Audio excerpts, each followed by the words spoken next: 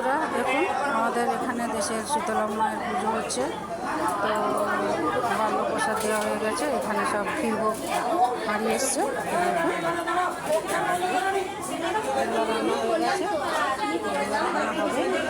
আমাদের এই যে আছে, এখন আমাদের রান্নাটা হয়নি, আমাদের ক্ষীরভোগ দেওয়া আছে। আপনারা কি কোথা থেকে দেখছেন, আপনাদের গ্রামগঞ্জে শীতলা মায়ের কেমন পুজো হয় সেটা কমেন্ট করে বলবেন। আর আমাদের এখানে শীতলা পুজো দেখতে আসুন, প্রসাদ পেতে আসুন। তো এখানে অনেক শোর হচ্ছে, শোনা যাচ্ছে না, ঠিকঠাক শোনা যাচ্ছে কিনা বলতে পারছি না। এখানে শেষ করছি বন্ধুরা ভিডিওটা। এই দেখুন এখানে ফল কাটা হচ্ছে।